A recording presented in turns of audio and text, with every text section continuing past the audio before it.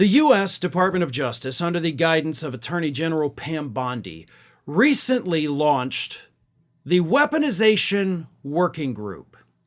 And yes, it is exactly what it sounds like. It is the Trump administration weaponizing federal law enforcement against Donald Trump's political enemies. Although they claim it's actually the opposite. What they're doing is investigating the people who had weaponized the DOJ to go after Donald Trump, which isn't a thing that happened. If the DOJ were in fact weaponized to go after Donald Trump, Trump would have been in jail and not even able to run for president in 2024 because they would have filed the charges against him back in 2021, held a trial in 2022, and probably sent him to prison in 2023. That's how that timeline would have worked if the DOJ had in fact been weaponized against him. But it clearly was not, and the rest is history.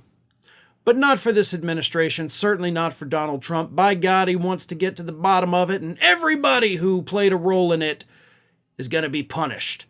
And he has now taken his former interim U.S. attorney for D.C., a man by the name of Ed Martin, and he will be running this office even though he has no prosecutorial experience. And he even served as an interim U.S. attorney and has no prosecutorial experience. He's just a MAGA activist.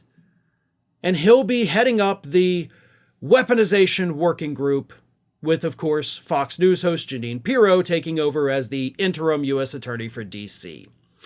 Ed Martin this week announced what he plans to do with this Weaponization Working Group, because obviously all these people who worked on these Trump cases, that doesn't mean they committed a crime. So how are you going to punish those people? Well, don't worry, because Ed Martin has a plan. He said, quote, "There are some really bad actors, some people that did some really bad things to the American people, and if they can't be charged, if they can be charged, we'll charge them. But if they can't be charged, we will name them. And we will name them in a culture that respects shame. They should be people that are ashamed. And that's a fact. That's the way things work. And so that's how I believe the job operates."